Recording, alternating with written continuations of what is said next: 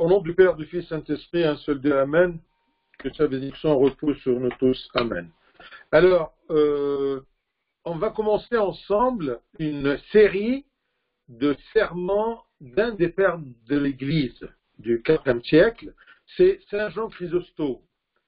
Et Chrysostome, c'est-à-dire dont la bouche est en or, parce que vraiment il était doué, il était couronné par cette grâce-là de bien parler et de bien expliquer les choses célestes et les choses divines et les choses spirituelles chrétiennes. Saint Jean Chrysostome, alors, il a écrit beaucoup de choses à propos du repentir. Bien sûr, dans la traduction de ses écrits, on a utilisé l'ancien français pour repentir. Pour repentir, c'est de la pénitence. C'est-à-dire, parfois aussi, il dit la conversion, de changer du mal vers le bien, de regretter ses péchés et de demander le pardon. Alors ça, c'est le repentir ou la pénitence. Alors, il a commencé Saint Paul, à propos de repentir, de nous rappeler ce que Saint Paul a dit aux Galates, chapitre 4, 19. Qu'est-ce que Saint Paul il a dit? Mes enfants, pour qui j'éprouve de nouveau les douleurs de l'enfantement, jusqu'à ce que Christ soit formé en vous. Ici, Saint Paul, il explique la peine et le labeur qu'il a fait pour transformer les Galates en chrétiens. Il a exprimé ce labeur-là comme des douleurs de l'enfantement subies par la mère. Alors, il leur dit, mes enfants, pour qui j'éprouve de nouveau, c'est-à-dire une fois, il a éprouvé ces douleurs-là pour les rendre chrétiens, et maintenant, ils ont péché, ils ont quitté le Christ, alors, il leur dit, mes enfants déjà nés, déjà baptisés, eh bien, je vais éprouver de nouveau les douleurs de l'enfantement pour que vous repentissez, c'est-à-dire pour quitter vos péchés. Et ici, il a exprimé qu'est-ce que ça veut dire quitter le péché ou se convertir, se repentir. C'est un état où le Christ soit formé en vous. Je vais éprouver de nouveau des douleurs de l'enfantement, je vais travailler avec vous, je vais vous guider, je vais prier pour vous, jusqu'à ce que Christ soit formé en vous. Donc, quelqu'un qui vit le repentir, c'est-à-dire que le Christ est formé en lui, encore une fois, de nouveau. Donc, le péché ou l'état d'être pécheur, c'est que je n'ai plus l'image du Christ. Une fois repenti, eh bien, le Christ va se former en moi. Je veux reprendre l'image du Christ. Et Saint Jean Chrysostome, eh bien, il parle, ou il soutient Saint Paul en disant que la femme ne souffrirait pas et ne supporterait pas deux fois les mêmes douleurs, parce qu'une fois il est né, le bébé, c'est fini, elle ne va pas subir les mêmes douleurs de l'enfantement. Mais, eh bien, Saint Paul eut à reprendre dans les entrailles de sa charité ses disciples qu'il avait déjà enfantés une fois, et à endurer pour eux les douleurs les plus aiguës, les douleurs de l'enfantement spirituel, pour les amener à la lumière de la foi. Vous voyez, le pasteur ou le père spirituel, quand il y a quelqu'un qui est parti dans le chemin ou sur le chemin du péché, eh bien, pour le refaire retourner, c'est comme éprouver des douleurs de l'enfantement. Même si c'est par ses prières, mais il pense toujours à cette personne-là. C'est comme si Saint Paul, il demande à ses disciples qu'ils ont quitté la lumière de la foi, c'est comme s'il leur pose la question, pourquoi me faites-vous souffrir de nouveau? Ce que Saint Paul dit ici, c'est la même chose que le Christ lui-même peut nous dire, peut nous chuchoter dans nos oreilles, en disant, pourquoi vous me faites souffrir de nouveau? Pour vous racheter de vos péchés.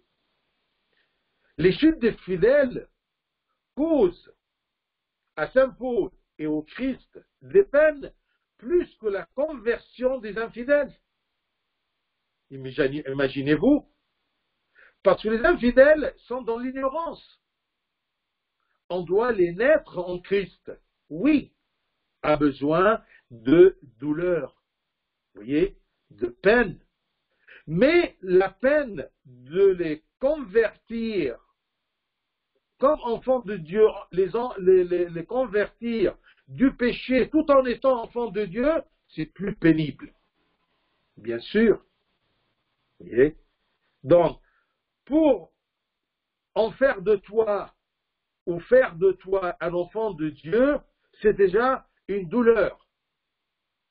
Mais imaginez-vous que c'est plus douloureux que, étant enfant de Dieu, on a besoin de vous rendre à la lumière de la foi encore une fois. Saint Jean Chrysostome, il dit, il ne pouvait supporter que plusieurs d'entre eux, après avoir participé au mystère sacré, retournent librement à l'impiété.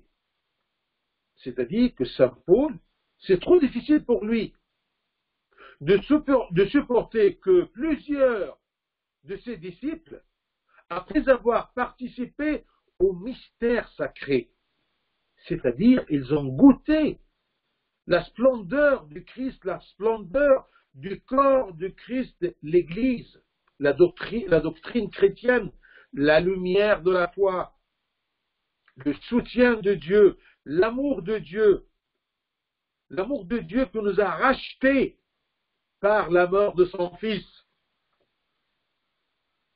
Malgré tout ça, malgré qu'ils ont participé au mystère sacré, retournent librement, par leur volonté, à l'incroyance, à la froideur, à l'apostasie, au péché.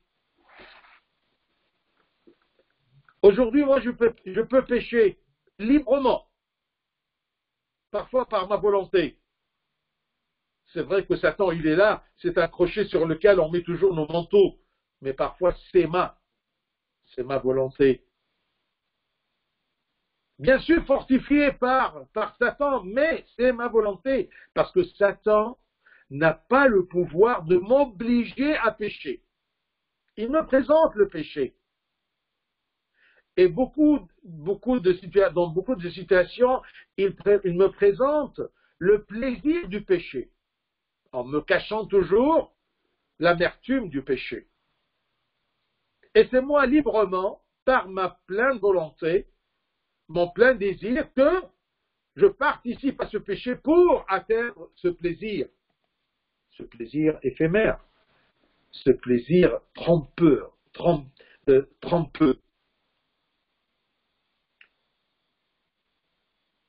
Alors, Saint Jean Chrysostome, il dit que le pauvre Saint Paul, vis-à-vis de ses disciples, il parlait ainsi pour leur inspirer à la fois la crainte et la confiance. La crainte et la confiance.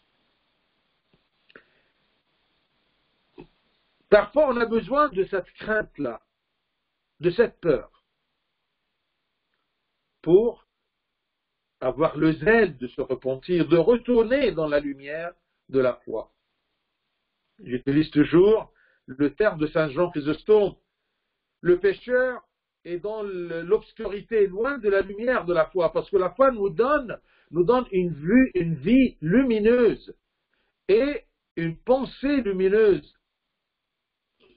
Mais le péché nous jette dans les ténèbres. Alors on a besoin de cette crainte et de la confiance en Dieu, qu'il m'aime et qu'il me pardonne.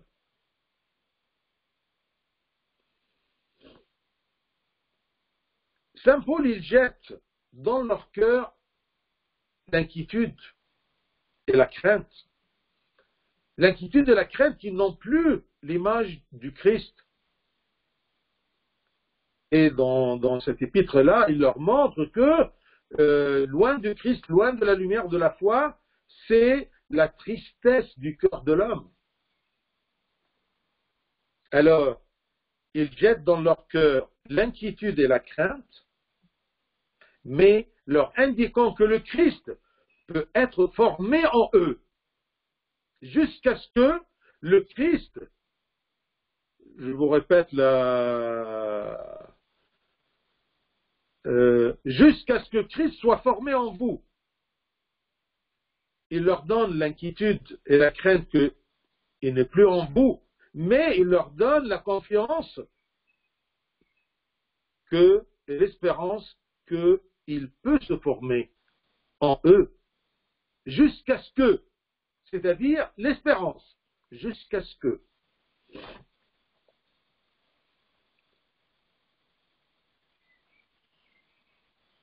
Christ n'est pas encore formé, mais il peut être formé. Mais c'est dangereux entre nous. D'accord? Si on se lasse, ce sera trop difficile. Comme quand on se lasse vis-à-vis d'une maladie, il y a un moment où on peut guérir. Mais il y a un moment que c'est, comme on dit dans l'anglais, hopeless case. C'est terminé, on ne peut rien faire. Pourquoi? Parce qu'on s'est laissé traîner dans le péché. Donc, après avoir cité cette situation de Saint Paul avec les pécheurs et en leur donnant la crainte et la confiance, l'espérance, il commence à nous dire, Saint Jean Chrysostome, prenons garde de nous livrer, soit au désespoir, soit à la négligence. Désespoir et négligence. Les deux armes fatales de Satan pour les enfants de Dieu qui sont dans le péché ou qui se sont glissés ou chutés librement dans le péché. Et le désespoir, bien sûr, est plus grave que la négligence. Ces deux excès, ces deux extrémités sont également funestes. C'est ça ce qu'il dit Saint Jean Chrysostome. Ces deux excès sont également funestes. Funestes dans le français, ancien français, c'est-à-dire sont également fatales, mortelles, destructeurs. Désespoir et négligence. Le désespoir enlève à celui qui est à terre la force de se relever. Le désespoir enlève à celui qui est à terre, qui est au fond du péché.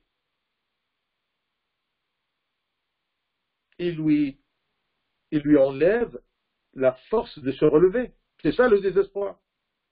La négligence fait tomber celui qui est debout. Et bien, ce qui est plus grave, c'est le désespoir.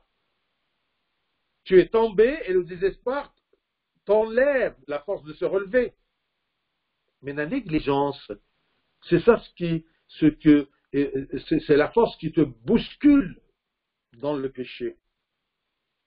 Même si tu es debout, par la négligence, tu chutes. Le désespoir est plus fatal. Pourquoi? Parce qu'il nous enlève des biens déjà acquis. M'enlève l'image du Christ en moi. M'enlève la filiation à Dieu. M'enlève ma pureté. Ma gloire que j'ai eue en Christ. Et bien, le désespoir nous enlève les biens déjà acquis. Et la négligence nous empêche d'écarter de nous les maux qui nous menacent. La négligence me laisse sans armes vis-à-vis du mal qui m'entoure. Parfois, Satan, qu'est-ce qu'il fait, Satan? Je vous dis que vous tombez librement dans le péché, mais Satan, il vous entoure du mal.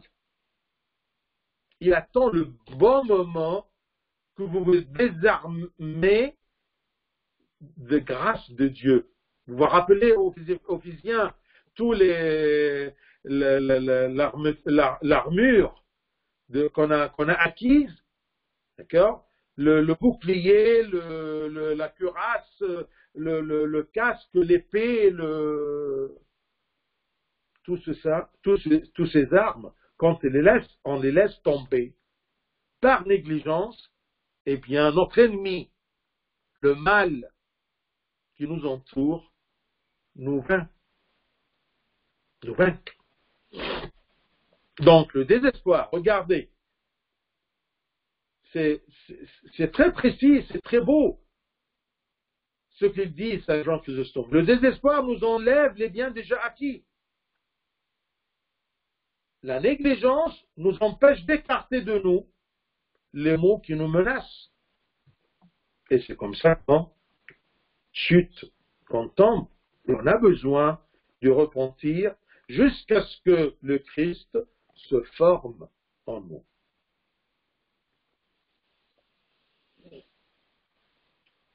Considérez la puissance de ces deux vices.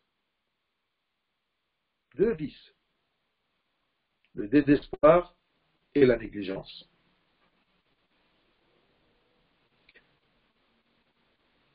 Il commence Saint Jean Chrysostome à parler un peu à propos de Satan, pour savoir l'origine de Satan.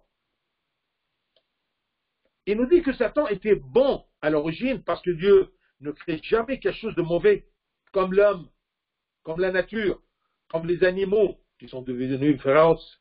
Vous vous rappelez Adam et Ève quand ils étaient dans le paradis, au commencement, quand Dieu s'est formé en eux, ils avaient l'image de Dieu, eh bien, ils étaient maîtres de toute la création. Satan était bon à l'origine. Par la négligence et par le désespoir, il tomba dans un tel excès de péché et de malice qu'il ne s'en relèvera jamais. Parce qu'en plus, il était une créature lumineuse, glorieuse. Et Saint Jean Chrysostome le dit. Et ça, c'est une preuve, parce qu'il y a des gens qui disent que dans la miséricorde de Dieu, le jour du jugement, Satan va être sauvé, pardonné. Ça n'existe pas. Et la preuve, une des preuves, autre que les épreuves bibliques, évangéliques, eh bien, nous avons ici une preuve des paroles des pères de l'Église.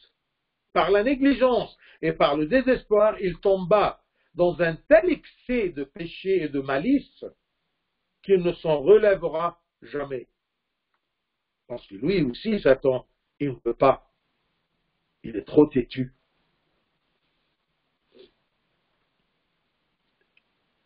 Écoutez en effet les paroles de l'Écriture, c'est Saint Jean Chrysostome qui dit. Dans Luc 10, 18, c'est dans le Nouveau Testament. Parce que parfois, les gens, ils cherchent l'origine de Satan, comment il était bon, il a chuté. Alors, dans Luc 10, 18, c'est écrit que Jésus leur dit, « Je voyais Satan tomber du ciel comme un éclair. » Tomber du ciel, c'est-à-dire, il vient du ciel, il vient du ciel. C'est une créature céleste. Et un éclair, c'est quelque chose de lumineux. Mais il a chuté aussi vite et aussi fort comme un éclair. Donc, dans ce verset, il y a la preuve que Satan était lumineux, était céleste. mais il a chuté. Je voyais Satan tomber du ciel comme un éclair.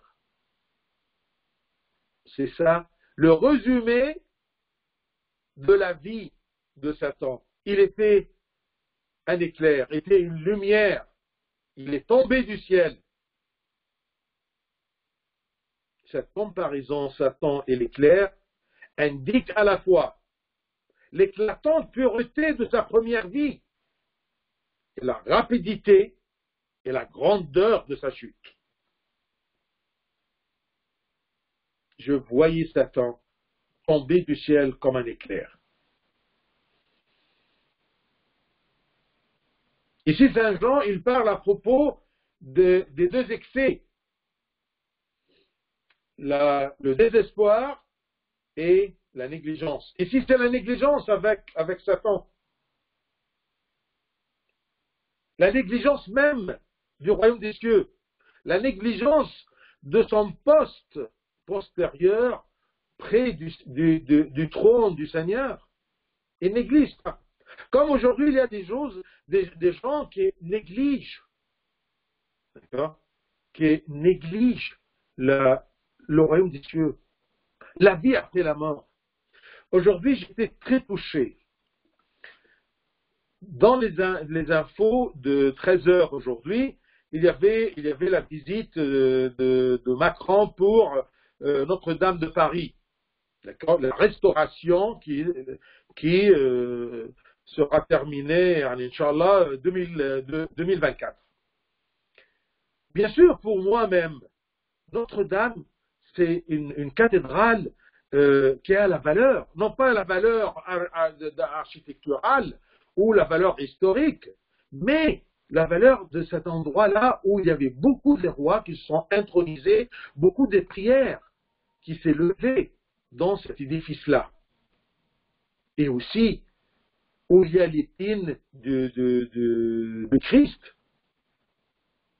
Alors, tout simplement, ils ont fait des interviews à propos des gens du quartier, pour eux, le réouverture de la cathédrale. Alors, il y a une dame d'une à peu près une bonne cinquantaine d'années.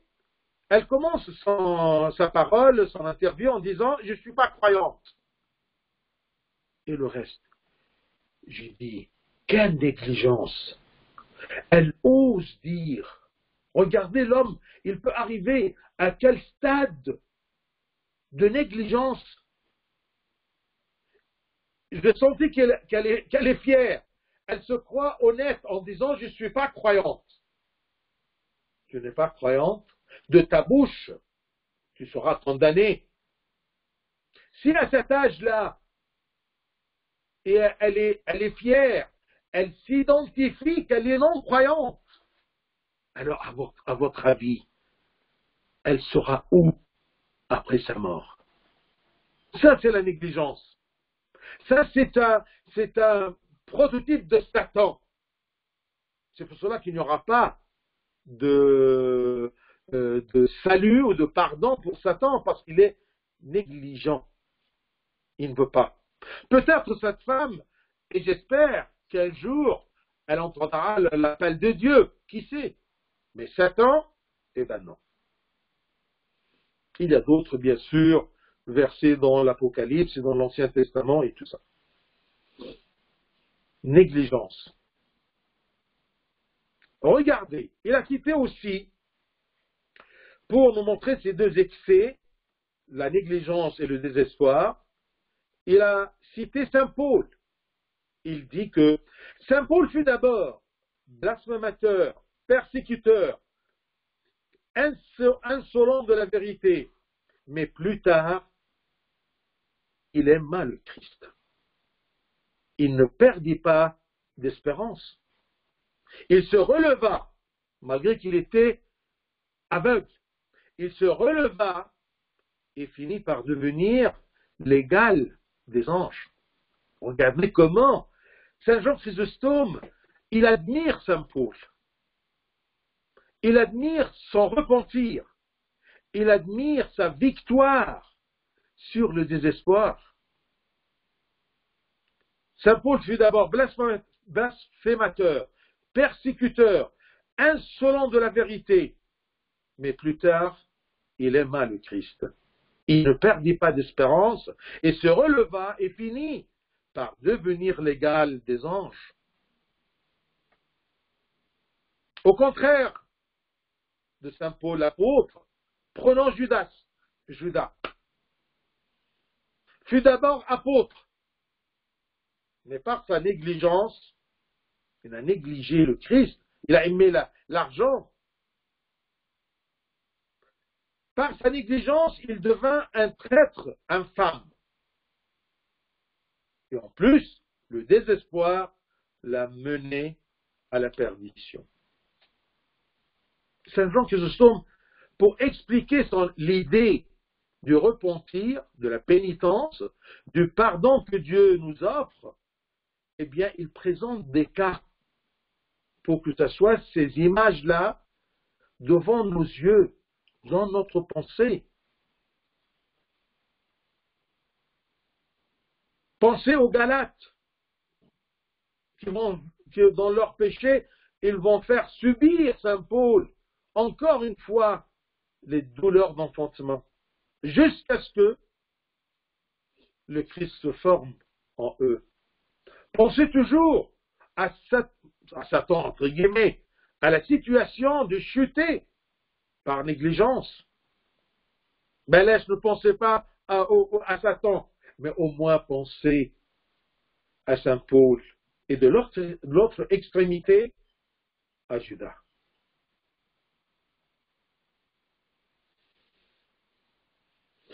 Il donne un autre exemple.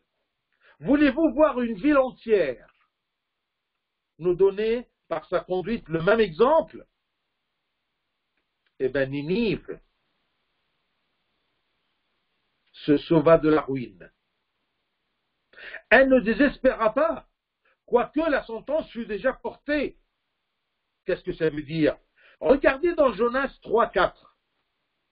Je répète ce qu'il a dit d'abord. Ninive se sauva de la ruine. Elle ne désespéra pas, malgré ou quoique la sentence fut déjà portée. Jonas 3,4. C'est écrit. Jonas fit d'abord dans la ville une journée de marche. Il criait et disait, encore 40 jours et Ninive est détruite. Point final. C'est la sentence. Dieu n'a pas demandé que le prophète transmet l'existence du pardon si il se repentit. Mais il a demandé à Jonas de transmettre la sentence. Encore 40 jours. Et Ninive est détruite. Dieu n'a pas dit, si Ninive fait pénitence, elle sera sauvée. Il n'a pas dit ça.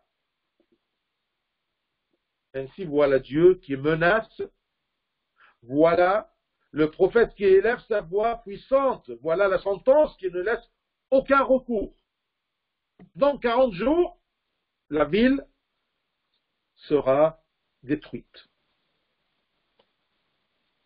Et malgré tout, malgré la sentence, Ninive ne se décourage pas, Ninive ne désespère point. Saint Jean Chrysostome nous dit, nous aussi, au lieu de perdre courage quand nous entendons prononcer contre nous un jugement sans appel, à travers un verset ou une doctrine évangélique, nous devons, à l'exemple des Ninivites, conserver l'espérance.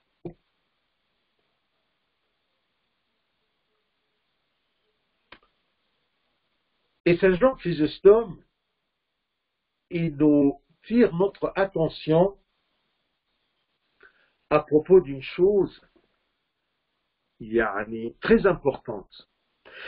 Il nous dit que le temps laissé à la pénitence est une marque de l'ineffable amour de Dieu pour les hommes. Regardez, la sentence est claire, dans 40 jours. Mais attention, ce n'est pas demain, ce n'est pas tout de suite.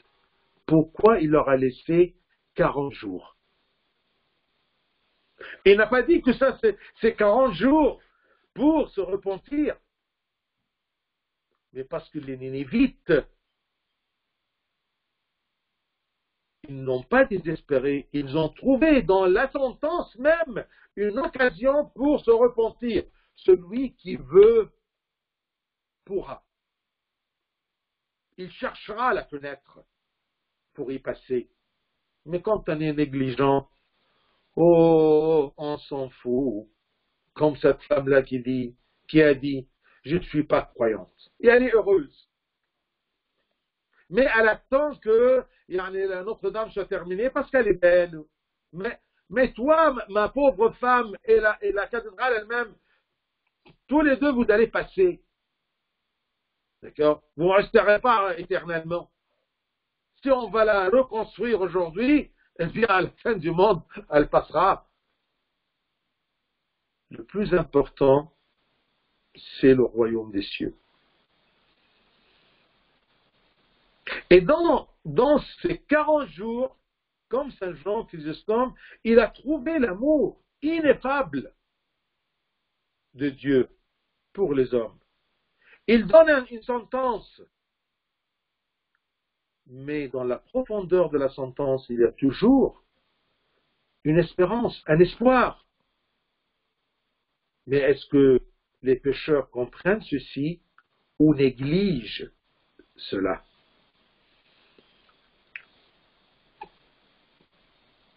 Dieu emploie ce moyen, peut-être, non pas peut-être, mais c'est Saint Jean qui précise, Dieu emploie ce moyen parce qu'il veut leur inspirer la crainte et émouvoir leur profonde indifférence, les Nénévites.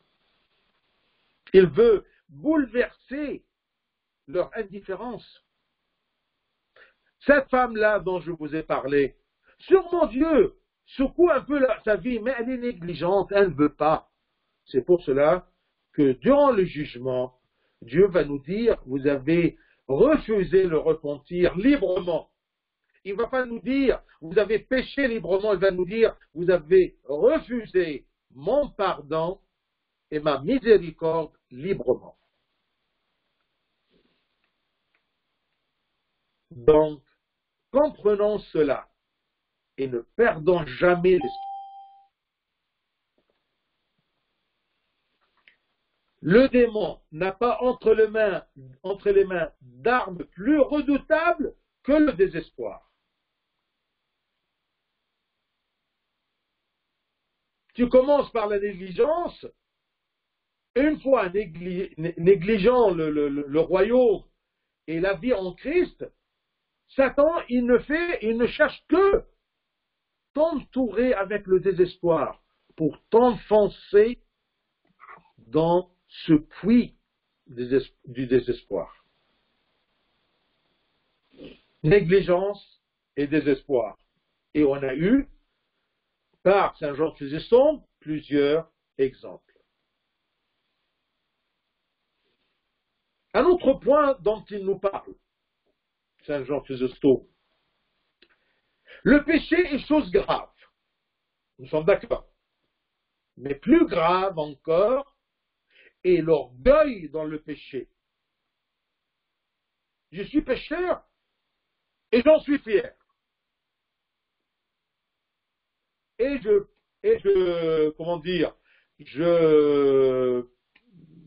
deviens un prédicateur du péché. J'encourage les autres à faire comme moi. Et bien, le péché est chose grave, mais plus grave encore est l'orgueil dans le péché. Regardez comment Saint Jean Chrysostome, il traite cette situation-là d'orgueil dans le péché. Il nous dit que c'est écrit selon Saint Luc 17, 10. Luc 17, 10. Qu'est-ce que c'est écrit? Vous de même, quand vous avez fait tout ce que vous a été ordonné, vous-même, quand vous avez fait tout ce que vous a été ordonné, dites, nous sommes des serviteurs inutiles, nous avons fait ce que nous devions faire. C'est-à-dire, Si vous avez fait tout ce que vous avez été ordonné, vous êtes pieux, vous êtes saints. Humiliez-vous et dites, nous sommes des serviteurs inutiles. Nous avons fait ce que nous devions faire. Ce n'est pas une grâce. Regardez, même quand on est debout, dans le sens spirituel, on doit être humble.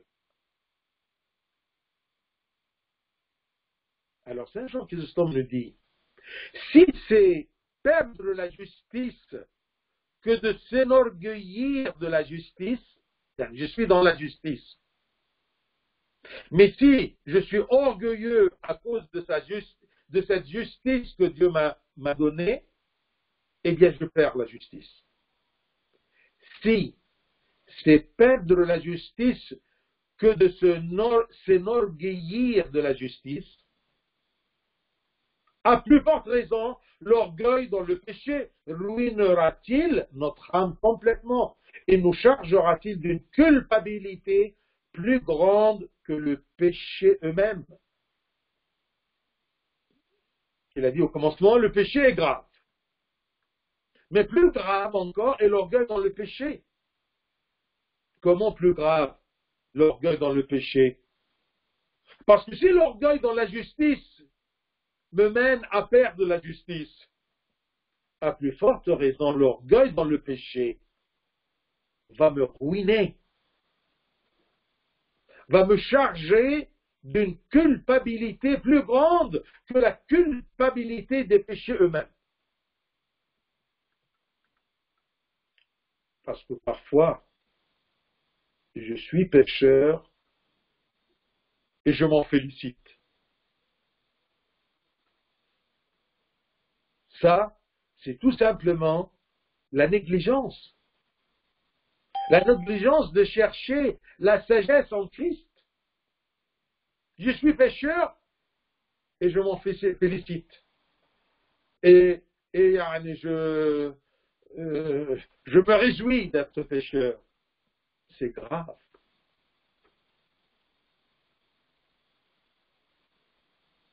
Alors, il ajoute, Saint Jean Chrysostome, en expliquant ceci, en disant, si ceux qui ont accompli toute la loi doivent s'humilier, combien plus faut-il que le pécheur verse des larmes et s'estime le dernier des misérables?